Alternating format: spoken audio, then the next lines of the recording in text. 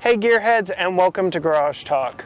I'm Corey, and next to me is the new EV from Polestar. This is the brand new Polestar 2. This one is the dual motor all-wheel drive model, and in this video I will give you a quick tour of the exterior, interior, tell you what makes this Swedish made EV so special, and then get it out on the roads.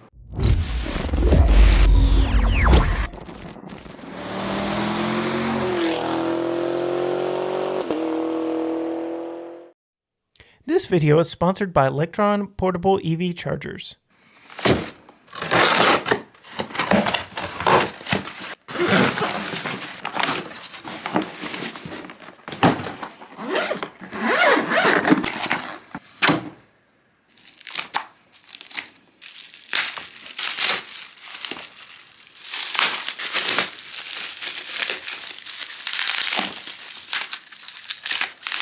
Electron supplied us with this 240 volt 32 amp portable charger for us to use, and it drastically cut down our home charging times.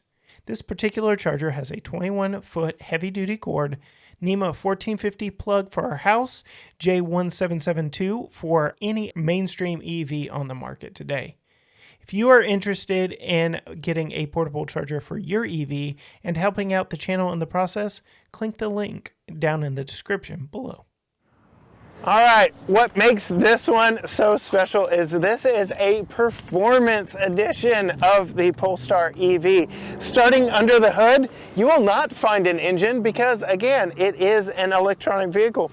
So all the battery packs are the skateboard platform underneath, but what you do find under the hood, you won't find in any new Tesla now. That is a standard charging cable with both 220 and 110 outlets, so you can charge at home depending on your setup. You also get jack and an inflator kit all underneath here under the hood. So while this frunk isn't as big as most of the competitors, it is very usable in what you have underneath. The Swedish design here, so you can see this signature light element is very reminiscent of other Polestar or Volvo, which Polestar sprung off from into its own brand. So that is a very distinct light signature there that you will see on other Swedish cars. Up front here, you just have a plastic grille, no need to get air to feed an engine or anything. So nice flat black here, and then you have gloss black for your adaptive cruise. Whew, it got windy. Moving along to the profile of this vehicle. Polestar wants you and everyone else to know that this is, one, a Polestar 2. Two, it has the 78 kilowatt hour battery. So they not only want you as the owner to know, but since this is a new company and a new vehicle, anyone walking up on this will see that as well. Eric is focusing in on another performance aspect of this vehicle. So you can see the bronze, the gold Brembo and Polestar labeled brakes in this performance edition. You will see more of that color carried across inside. That is the performance color of Polestar. Now, I've mentioned Volvo a lot on this video, and that's because Polestar, as you know if you've been following this channel, used to be the performance wing of Volvo. I drove a V60 Polestar on the city streets of Tyler, Texas. So this is a performance and EV vehicle all rolled into one. The profile of it is very crossover-esque, but also very tall sedan. It's a unique blend that closely resembles maybe the Hyundai IONIQ5, but has a very distinct overall greenhouse and overall roofline with this short trunk lid. This is actually a full hatchback. So again, going more towards that tall sedan versus true SUV crossover, you get plenty of storage space in here. You do have a false load floor with even more storage underneath here. And you can see just from the size of my backpack, just how much room you get underneath this hard parcel shelf that is removable. You have 60-40 split rear bench seats, but we will get more into that when we move inside. Sitting in the Polestar 2, it is so nice and so opulent in here, from the real wood on the dash and the inserts to the real metal trim throughout. It is just so nice. The key is a very interesting and unique design, very chunky and blocky with the buttons on the side. To actually start this vehicle, the key needs to be inside and a person needs to be in the driver's seat. And you get a vertical tablet style screen up here, a full digital gauge cluster up front. Everything is controlled via the screen, whether it's your heated, ventilated front seats, heated steering wheel, your climate controls, all your cameras, everything is controlled here in this tablet screen, which does seem to be quite snappy and responsive. That really works quite well and never leaves you wanting for much of anything. This also helps you control the quirks of an EV with your one pedal drive, whether or not it creeps like a standard gas car, things like that. This does have a Qi wireless charger up here that does fit an iPhone 12 Pro Max. Put that there. Your few hard controls, play, pause, and volume knob for the audio, and defrost buttons and a hazard button. These are haptic touch switches, but that, just so you know. Gear selector is a very unique design here. You just pull back on it for drive, push button for park, and it's letting me know that I am not buckled up, because Volvo and now Polestar are known for safety and sustainability. These are Nappa leather seats, but vegan leather is on the way and is an option. Like I said, they are heated and ventilated. And yes, I told you those brakes were not the only gold or yellow thing in this vehicle. You do get the performance seat belts. Two-person memory seat here is currently positioned for me and my 5'10" drive height. But let's sit in the back seat and see some more of the features we can see from back there, and just how comfortable it is in the back. Popping back here in the back row, the back seat of the Polestar 2, all three seat belts are still your performance yellow, gold, whatever you want to call it. So just again, letting you know that there is something special about this vehicle. You get air vents, some power back here via USB-C, a couple USB-C ports, heated outboard seats. There is a, like I said, a seat belt for this center passenger, but you're gonna have to straddle this center hump. I'm guessing probably battery stuff underneath there. Hard removable plastic covers for your lower tether anchors for child seats. And I did mention these were 60-40 split bench seats. So I will pop out here and show you. Very fold flat. You do also get a fold down center armrest with two cup holders. But before we move out of the back seat here, I did want to call attention to this massive fixed in place panoramic roof. It is a little cloudy outside today, so there is pretty easy visibility to a unique little feature up front here in the Polestar logo being projected on the glass roof. With that logo up there, you are always pointed to the true north, or at least that's what they tell me.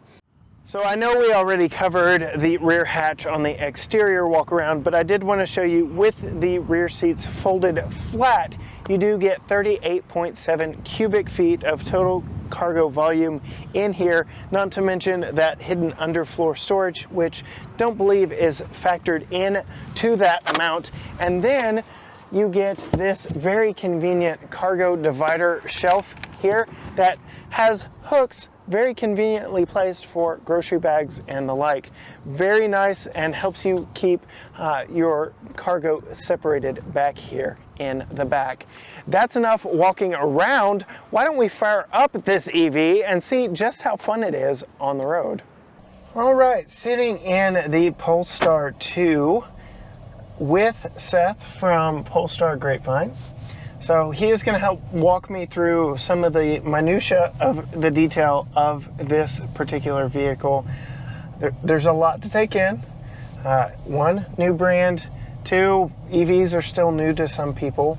So first, what makes Polestar, what's their selling point? You said sustainability and safety. Safety has always been one of the key factors for Volvo cars. Being a sister company to Volvo, safety is one of our main goals, as well as that sustainability factor of the vehicle and our plans. And to that end, we've got Nappa leather seats in this particular one, but vegan leather is going to be the sole seat choice moving forward. So we currently do have a vegan option. So if you want vegan leather, you can order that in your Polestar now. The Nappa leather is ending this year, but after that we will have cloth options as well as the vegan leather. Okay. So let's start first and foremost the powertrain in this. Full skateboard platform? Full skateboard platform with a 27 module battery, meaning that you don't have a singular battery that's running the length of the car. You actually have 27 modules. And the reason for that is that if any part of the battery goes bad, it would be one of the modules. So you would replace that module, not the entire battery, making it much more cost effective to own the vehicle for many years. The battery as is comes with an 8-year, 100,000 mile warranty on that battery that is covered by Polestar. Nice. And this is the dual motor, so it is all-wheel drive. This one is all-wheel drive. It's got two electric motors with direct drive on both axles. We do have a single motor option, which is a forward drive option. What that changes is your speed performance as well as your range. The single motor, you have a 270 mile range. The dual motor, this one, you have 249 mile range. Okay. And I've already noticed, I've come to appreciate the one pedal drive mode. So that is an adjustable feature, but not only saves your brakes, but actually puts battery power back in the batteries. It does. It repowers your battery by taking that energy that the car has by propelling forward and then putting that energy back on your battery. A lot of people who are new to EV don't necessarily enjoy that or are used to it, so it's something that you can actually turn off, or you can continue to drive it as an option. So turn off meaning as soon as you let off the power, the car will continue to roll just like a normal gas vehicle would. But by having it turned on, it does regenerate that power, saves your battery, gives you additional range, as well as it saves your brakes and your tires. You can also turn on creep mode, where if you're stopped at a light and you take your foot off the brake, it'll roll like... Yep, it would feel like your engine is idling, right. Where even though these engines would technically be off and not running at that point because they're only running when you're giving it power, that creep mode would make it feel like you're driving a gas vehicle. Now I'm going to wait for traffic to clear so I can get a true fun acceleration of this as we head out on the roads. But I will ask you, while we're waiting for traffic to clear, what is the acceleration 0 to 60? So the 0 to 60 on the two motor option is 4.4 seconds. So it's pretty fast. You're going to beat most vehicles off the line. With that direct drive, you feel that instant torque. So it's almost like being on a roller coaster, where you have that instant drive and instant power. With the single motor option, it's a little bit slower at 7 seconds.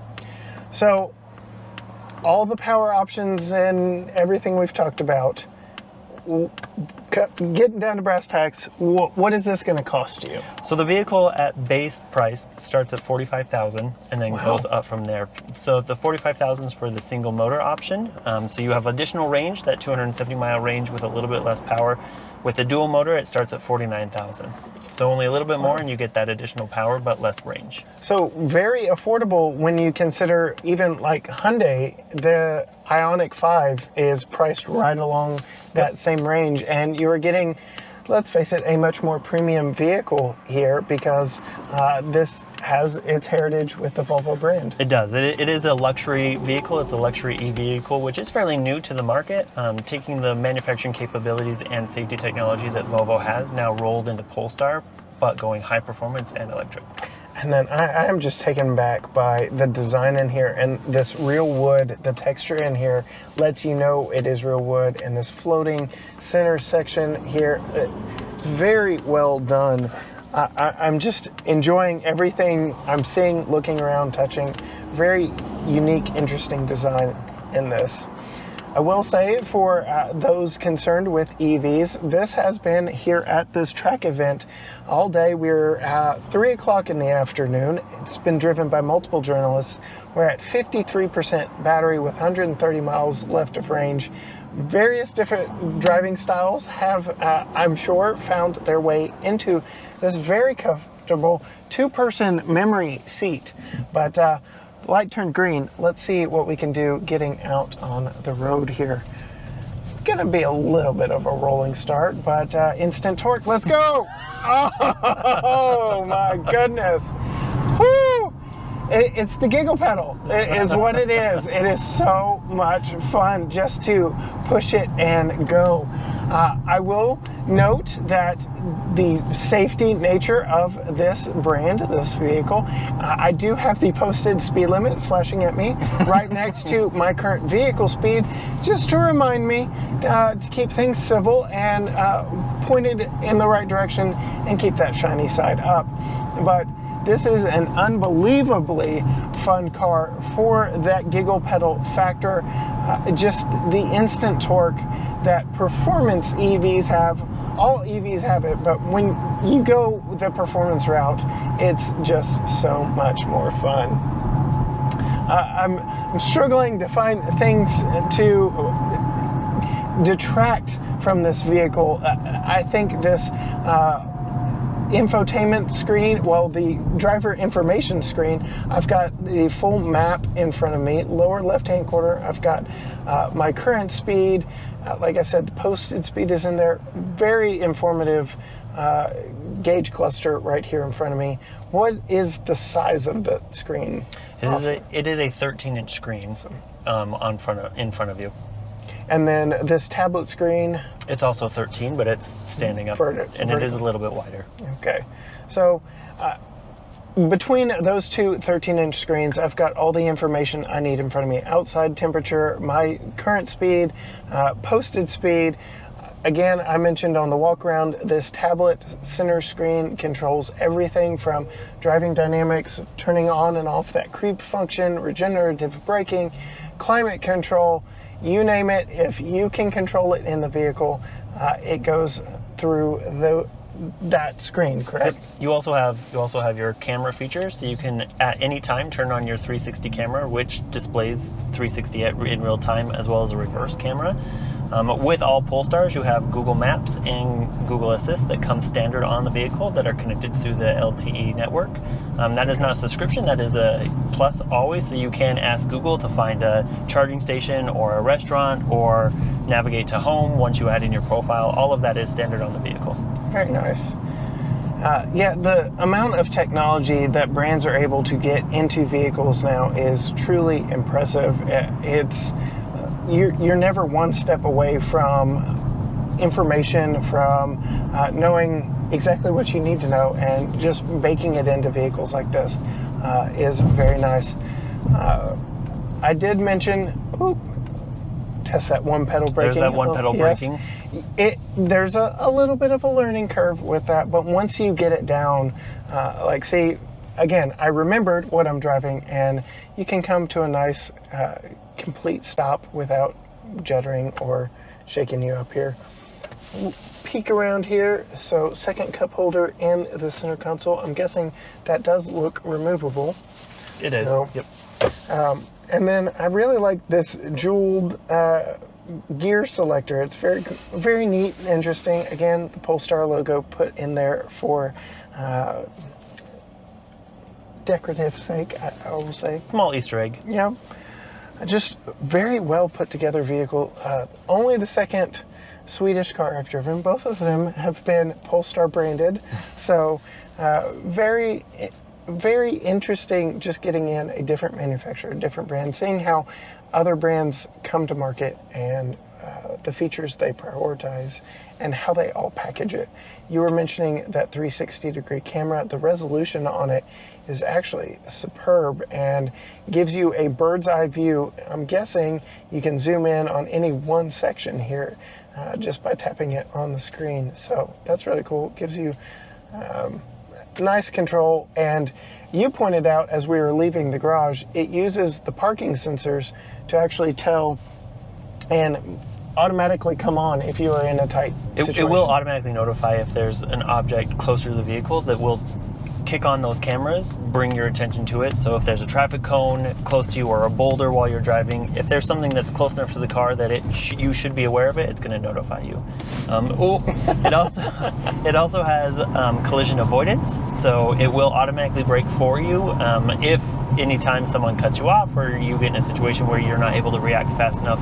It does have that safety feature automatically built in. So I'm guessing with that, it also has adaptive cruise control? It does have adaptive cruise control. It also has lane assist that is on at all times. You can turn off the lane assist, and the adaptive cruise control, once you're on the highway, will speed up and slow down with traffic around you. Nice. Does it adjust with posted speed limits? It will not adjust with posted speed limits. Okay. Then I've noticed very unique blinker sound in this one. That is a Polestar blinker. So blinkers used to be a mechanical unit that actually used to make the noise. Now it's an automatic sound that's emitted through the sound system. So that is a blinker noise exclusive to Polestar. Very interesting. Woo! Once you get used to it, it's like, okay, I know what that is. I will say, now that we are getting on some rougher roads here close to Texas Motor Speedway, they've added some speed bumps in here since my last journey. Very smart on their behalf, but definitely more cracks and divots in this road. Definitely not as pristine as what we came from. And I can say, one, the added weight of the batteries and the low center of gravity, and two, the suspension in this make this a very pleasant ride on the road. So we went over train tracks back there, and other than actually seeing us drive over it, I would hardly even know that those train tracks were back there. We're about to turn on an even more textured and rough road here. We'll see exactly how this holds up on these roads, but all told, very calm, quiet ride in here. Very isolated in the noise in here. It's not too loud. You close the doors and it just becomes a calm, serene environment, which I really appreciate. The only noise I really hear in here is from stuff we brought ourselves, and then again, we are on textured pavement now, so that is just the nature of the road surface. But all told, very, very good option if you are in the EV market. Very affordably priced, right in line with mainstream offerings from Kia, Hyundai, Ford, you name it, and from a brand with the quality and heritage of Volvo, but as a standalone now in Polestar. If you like this video, we have more EV content on our channel, so be sure and subscribe, hit the like, and tell me what your favorite feature of this Polestar 2 is. And who knows, I might get one for an extended period of time coming up, and I would love to address all your concerns. But until next time, gearheads, bye.